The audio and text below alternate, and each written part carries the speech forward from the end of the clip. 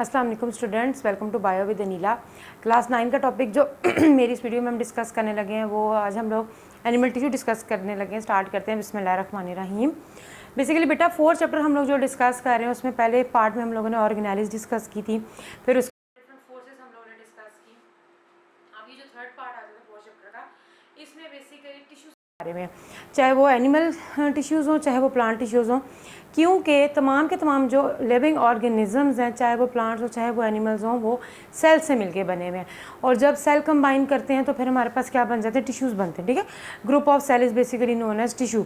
Animal tissue हम लोग discuss करने लगे। एनिमल की बॉडी में आपकी जो बुक में 4 तरह के टिश्यूज़ मेंशन है, वो एपिथेलियल है, कनेक्टिव है, मस्कुलर टिश्यू और नर्वस टिश्यू, जिसमें आज हम लोग स्टार्ट करेंगे एपिथेलियल टिश्यू और उसकी टाइप्स के बारे में पढ़ेंगे। ठीक है जी, बिस्मिल्लाह।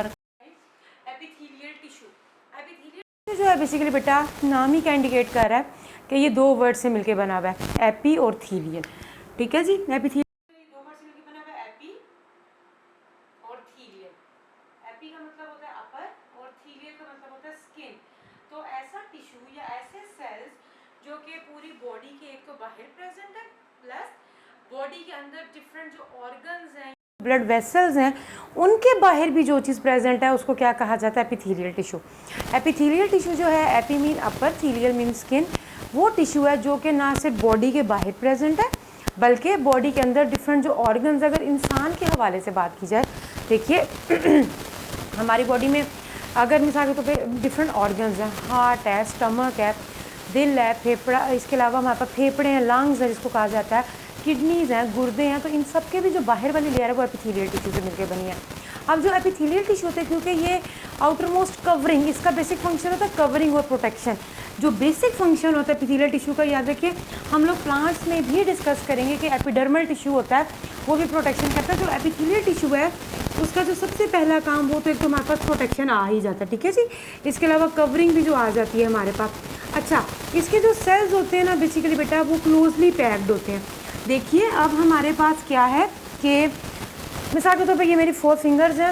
अब ये एपिथेलियल टिश्यूज़ एग्जांपल दे रही हूँ कि अगर इसके पीछे उसने इस चीज़ को प्रोटेक्ट करना है तो जितने ज़्यादा ये इनमें गैप होगा तो ये जो पिछली चीज़ है वो प्रोटेक्ट नहीं होगी, जबकि जितने ज़्यादा क्लोजली पैक होंगे उतनी ही ज़्यादा पिछली चीज़ को जो है वो कवर मिलेगा। आप लोग वैसे तो आजकल बहुत ज़्यादा मूवीज़ में देखते ही होंगे कि वो जो एक शील्ड होती है, शील्ड है कि वो आगे आ जाते हैं और ये पूरी शील्ड की दीवार बना लेते हैं, तो पिछले जो आर्मी वाले बंदे होते हैं वो सेफ रहते हैं।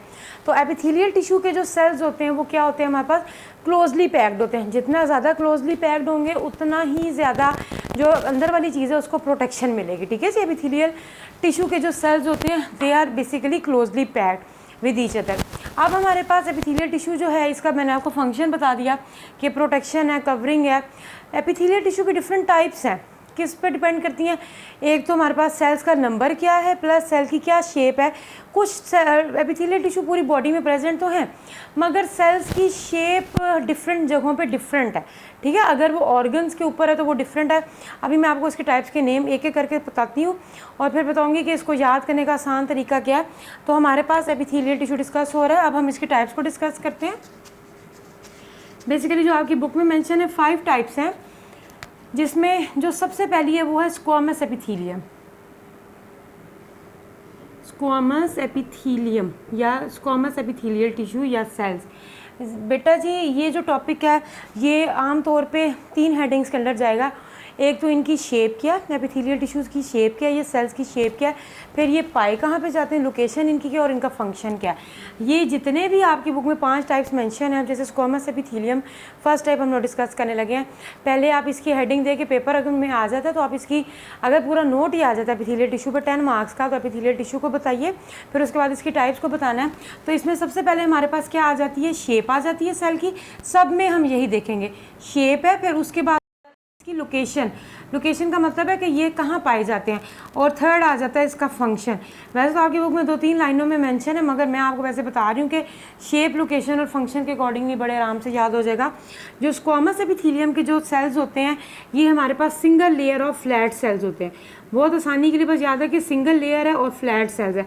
इस तरीके से बना लीजिए। अगर आप लोगों को बुक की डायग्राम हूबहू नहीं बनानी आती है, नहीं बना सकते, तो जो मैं बना रही हूँ ये भी बेसिकली होता यही है कि बायो में एज एग्जामिनर भी जब हम लोग जाते थे तो हमें कहा जाता था बच्चे का कंसेप्ट देखा जाता है।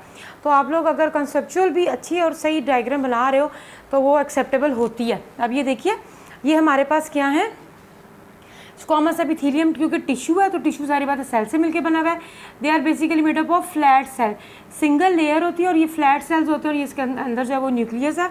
लोकेशन क्या है, कहाँ पाए जाते हैं, आसानी के लिए याद कराने के लिए आपको बता रही हूँ कि जो आपका ऊपर वाला बॉडी का पोर्शन है जिसमें आपके लंग्स आ जाते हैं और आपका दिल आ जाता है। देखिए बेसिकली बेटा आपके जो फेफड़े हैं वो आपके कम इधर साइड पे पसलियों पे करीब करीब हैं, दिल और फेफड़े इकट्ठे इकट्ठे हैं, ठीक है। तो इस तरह याद करने के लिए याद रख लीजिए। और आपको पता है कि दिल में से क्या ओरिजिनेट करती है, हार्ट में से ब्लड वेसल्स होती हैं जिसको हम लोग आर्टरीज और वेन्स कहते हैं, जो कि आप लोग आगे पढ़ोगे इंशाल्लाह ताला। तो हमारे पास इनकी जो शेप है वो क्या है, फ्लैट सेल्स होते हैं, सिंगल लेयर है। और हमारे पास लोकेशन इनकी क्या है कि ये हमारे पास कहाँ पर पाए जाते हैं, तो लंग्स के बाहर पाए जाते हैं, प्लस इसके अलावा हमारे हार्ट में पाए जाते हैं, प्लस हमारी जो ब्लड वेसल्स हैं उसमें पाए जाते हैं, ठीक है जी। अब इनका फंक्शन क्या आ जाता है, मूवमेंट ऑफ मटेरियल। इस तरह अगर आप एक फ्लो शीट बना लोगे ना तो आप लोगों के लिए बहुत आसानी हो जाएगी। अब जैसे फर्स्ट टाइप हम लोगों ने डिस्कस किया, सेकंड में नीचे डिस्कस करती हूँ, तो इस तरीके से जगह अगर आप डिफरेंस करके बता लोगे तो आप लोगों के लिए आसानी हो जाएगी। अब इनका फंक्शन क्या है, movement of material across them, कि कोई भी जो मटेरियल ने इन और आउट होना है, ये सिंगल लेयर होने का फायदा होता है वो इनको क्रॉस करके चला जाएगा क्योंकि ये फ्लैट सेल की सिंगल लेयर है, ठीक है। पतली सी लेयर होती है, दिल के बाहर प्रेजेंट, लंग्स के बाहर प्रेजेंट होती है। फंक्शन क्या है, movement of material across them, और शेप क्या है, फ्लैट सेल्स होते हैं, सिंगल लेयर होती है। जो सेकंड है, फर्स्ट हमने पढ़ी स्क्वामस एपिथेलियम, जो सेकंड है वो है हमारे पास क्यूबॉइडल एपिथेलियम। क्यूबॉइडल, क्यूब जिसके 8 कोने होते हैं, मगर यहाँ पर हम उस तरीके से नहीं बात करें कि 8 कोनों वाले क्यूब होगा। क्यूबॉइडल मतलब थोड़ी सी क्यूब लाइक एक इनकी शेप होती है। क्यूबॉइडल की भी अगर हम लोग फिर वही बात डिस्कस करें कि एक तो इनकी शेप हम लोगों ने डिस्कस करनी है, फिर उसके बाद इसकी हम लोगों ने लोकेशन डिस्कस करनी है, फिर उसके बाद इसका फंक्शन डिस्कस करना है। तो जो क्यूबॉइडल होते हैं ये क्यूब लाइक होते हैं। अगर आप एक पाइप ड्रॉ करें, जैसे कि मिसाल के तौर पर ये मार्कर जो है एक ट्यूब एग्जांपल ले लीजिए, आपकी बॉडी में एक ट्यूब है, तो ये जो इसका आउटर मोस्ट बाउंड्री होगी ना, ये क्यूबॉइडल एपिथेलियम से मिलके बने हुए हैं, ठीक है जी। तो ट्यूब से याद रखना है कि ट्यूब की जो आउटर मोस्ट बाउंड्री है वो क्यूबॉइडल से, तो ये जो क्यूबॉइडल की जो बाउंड्री बनाऊंगी, अब यहाँ पर मैंने मिसाल के तौर पर एक ट्यूब सी बनाई है ये इस तरह, तो इसके जो यहाँ पर इसकी जो पूरी आउटर मोस्ट बाउंड्री में जो सेल्स पाए जाएंगे इस तरीके से इनकी शेप होगी। ये क्या होते हैं, हमारे पास क्यूबॉइडल एपिथेलियम के सेल्स होते हैं। ये क्यूब लाइक होते हैं, इस तरीके से इनकी शेप होती है, ये इस तरीके से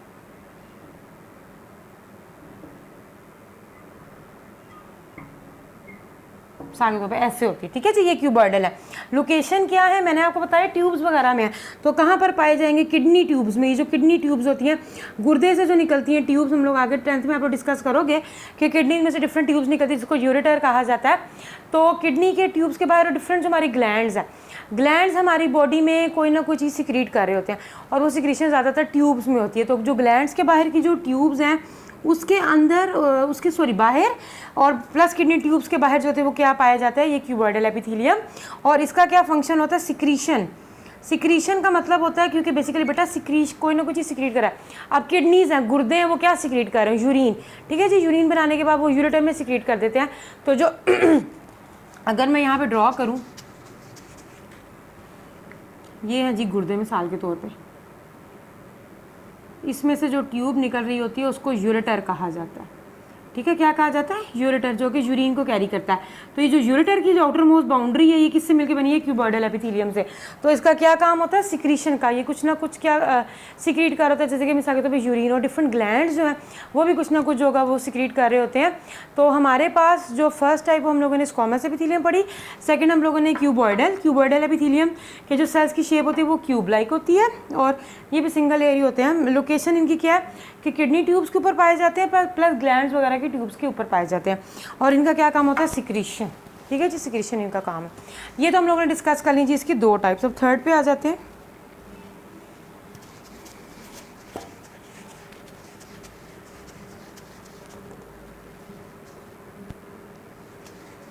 थर्ड जो टाइप है उनको कहा जाता है कोलमनर एपिथेलियम। इस पूरे को इरेज कर देते हैं।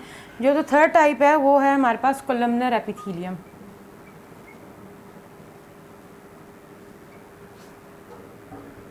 कोलमनर एपिथेलियम के जो सेल्स होते हैं, अगेन इनको फिर हम लोग वही 3 हेडिंग्स के अंदर ही लेके जाएंगे। पहली क्या हेडिंग है हमारे पास, शेप आ जाती है, सेकंड इसकी लोकेशन और थर्ड इसका फंक्शन।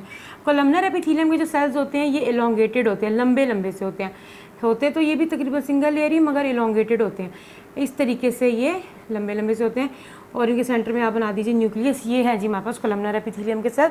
एलोंगेटेड जो होते हैं ये सेल्स होते हैं, लंबे लंबे होते हैं। प्लस हमारे पास क्या होता है, ये पाए कहाँ पर जाते हैं, इनकी लोकेशन क्या है, ये ज़्यादातर आपका जो एलिमेंट्री कैनाल है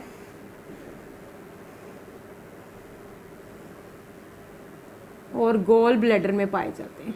अच्छा जी, एलिमेंट्री कैनाल किसको कहते हैं, आपके खाने की नाली को। पूरे खाने की जो नाली होती है जिसमें आपके स्टार्ट आपके खुराक के मुंह से होता है वैसे तो, मगर जब खाना आपके उसमें चला जाता है, ओसोफेगस में चला जाता है।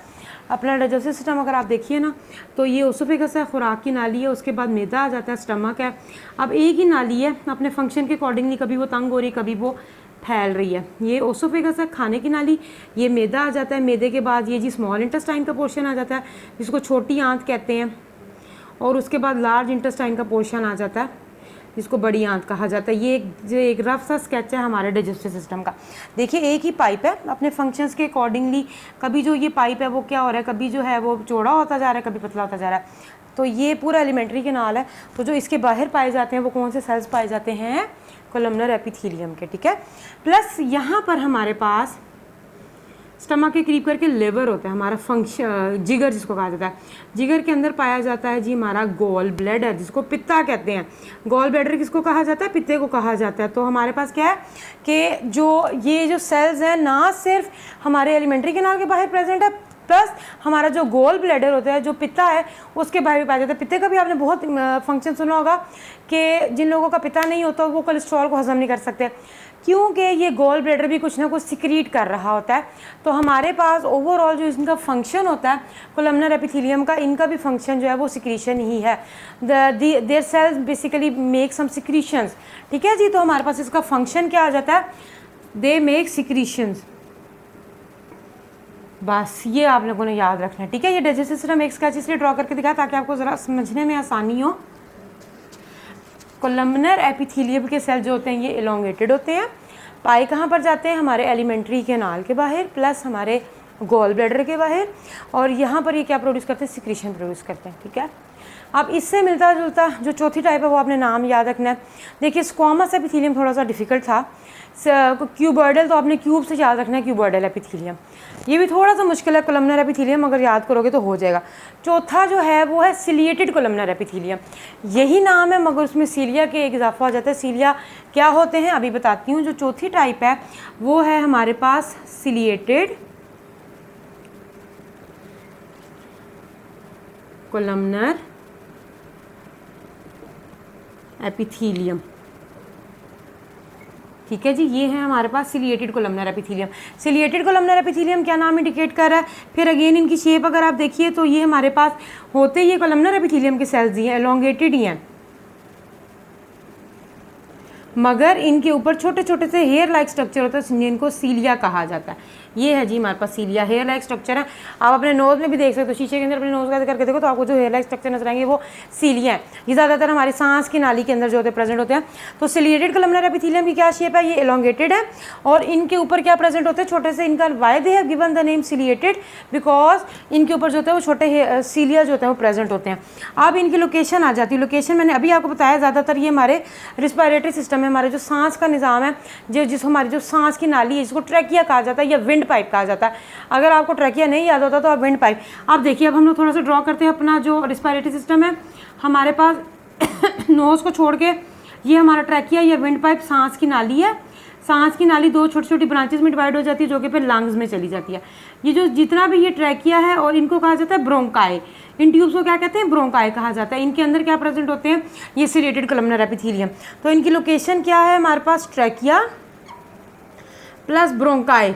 ब्रोंकाई जो होते हैं, ये जो दो नालियाँ सी नज़र आ रही हैं, ये अगर आप कभी कुर्बानी वगैरह बांधने भी वाली तो देखिएगा, बकरे की या बड़े जानवर की भी देखिएगा, जब फेफड़े निकलते हैं तो फेफड़े के साथ पूरी सांस की नाली होती है, साथ उसके अंदर से दो ब्रांचेस निकलती है, वो ब्रोंकाई होते हैं। तो ये पाए जाते हैं सिलेटेड कलमनर एपिथेलियम कहाँ पर, ट्रैकिया में और ब्रोंकाई में। और इनका क्या काम होता है, इनका बहुत इंपॉर्टेंट फंक्शन है कि ये क्या करते हैं, म्यूकस को प्रोपेल करते हैं। दे प्रोपेल म्यूकस, म्यूकस कहते हैं जी बलगम को, उर्दू में प्रोपेल का मतलब है धक्का देते हैं। खांसी आती है आपको अक्सर, आपको ऐसे महसूस होता है जैसे आपकी सांस की नाली में या गले में इरिटेशन हुई है और आप खांसते हो, तो बलगम जो होता है, जो म्यूकस होता है, वो थोड़ा बहुत एक्स्ट्रा जो म्यूकस होता है वो बाहर आ जाता है। वो इन्हीं की मूवमेंट, ये सीलिया जो होता है ये हल्के हल्के मूव करते हैं। तो जब ये मूव करते हैं तो इनकी मूवमेंट की वजह से जो एक्स्ट्रा म्यूकस होता है वो आपके लंग्स में ना चला जाए, लंग्स में ब्लॉकेज ना कॉज कर दे, तो ये वो उस म्यूकस को बाहर सिक्रीट कर देते हैं। तो ये हमारे पास क्या होता है, ये सिलेटेड कलमनर एपिथेलियम है जो कि ट्रैकिया और ब्रोंकाई में प्रेजेंट होता है, जहाँ पर इनका क्या काम होता है कि ये म्यूकस को प्रोपेल करते हैं। जो एक्स्ट्रा म्यूकस होता है, हमारी पूरी सांस की नाली में म्यूकस मौजूद है, म्यूकस बलगम को कहा जाता है, मगर एक लिमिटेड क्वांटिटी में, नमी को कहते हैं बेसिकली। मगर अगर ज़्यादा गाढ़ा हो जाए तो वो फिर बलगम की सूरत इख्तियार कर लेता है। तो एक्स्ट्रा जो म्यूकस है उसको कौन सिक्रीट कर देता है, ये जो सीलिया होते हैं, ठीक है जी, सिलेटेड कलमनर एपिथेलियम के साथ। और जो लास्ट हम लोग पढ़ने लगे हैं, फिफ्थ जो टाइप है वो है जी stratified squamous epithelium.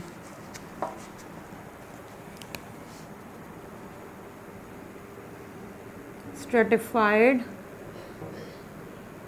Squamous epithelium, जो स्ट्रेटिफाइड स्क्वामस एपिथेलियम के सेल्स होते हैं, ये इनकी क्या शेप होती है, लोकेशन एंड फंक्शन, ये जो होते हैं ये अब ये मल्टीपल लेयर होते हैं, ये ज़्यादातर सेल से मिलके बने होते हैं, और ये थोड़े से स्पिंडल शेप होते हैं। स्पिंडल शेप कहते हैं इस तरह की जो शेप होती है, होते तो थोड़े फ्लैट ही हैं मगर ज़रा स्पिंडल शेप, इस तरीके की शेप को कहा जाता है। स्पिंडल वैसे कहते हैं जैसे कबूतर की शेप देख लीजिए आप, या फिर एरोप्लेन वगैरह की या बुलेट की जो शेप होती है, थोड़ा सा ये स्पिंडल या फ्लैट लाइक होता है, उनकी काफ़ी ज़्यादा लेयर्स होती हैं। अब ये कहाँ पर पाए जाते हैं, ये पाए जाते हैं जी आपकी माउथ में, आपके ओसोफेगस में, ईसोफेगस भी जिसको कहा जाता है, आपकी जो खाने की नाली है, प्लस आपकी स्किन के ऊपर पाए जाते हैं। मैं अक्सर अपने बच्चों को कहती हूँ कि वैसे समझाने के लिए बता रही हूँ, वैसे तो ये लाइनें हैं, अपने हाथ का ना ये वाला एरिया आप देखिए, ये वाला, कभी आप इस एरिया को गौर करोगे, जाके रोशनी के अंदर देखो गौर से, तो आपको बाकायदा लाइनें लंबी लंबी से नजर आएंगी। समझाने के लिए बता रही हूँ कि ये क्लियर शेप आपको ऐसे लगेगा जैसे कि ये स्ट्रेटिफाइड स्क्वामस एपिथेलियम के सेल्स हैं, कि हमारे पास बिल्कुल स्पिंडल शेप, ये इस तरह इलोंगेटेड होते हैं, लंबे लंबे से, इस तरीके से मल्टीपल लेयर होती है। यहाँ पर आप देखिए तो बहुत क्लियर आपको नजर आ जाएगा। माउथ में प्रेजेंट होते हैं, ओसोफेगस में खाने की नाली भी, प्लस स्किन के बाहर जो होता है वो प्रेजेंट होते हैं, और ये भी कुछ ना कुछ जो होता है वो सिक्रीट करते हैं, प्लस प्रोटेक्शन जो होता है, बेसिकली इनका काम क्या है, प्रोटेक्शन का, प्लस कुछ ना कुछ सिक्रीट कर रहे हैं। यही आज का हमारा टॉपिक है। 5 टाइप्स हम लोगों ने कंप्लीट कर ली है। एपिथेलियल टिश्यू कंप्लीट हो गया। नेक्स्ट वीडियो में हम लोग इंशाल्लाह मज़ीद एनिमल टिश्यू के बारे में पढ़ेंगे। आई होप कि आप लोगों को समझ आ गया होगा आपका टॉपिक। नेक्स्ट वीडियो तक के लिए अल्लाह हाफ़िज़ बेटा, दुआ में याद रखिएगा।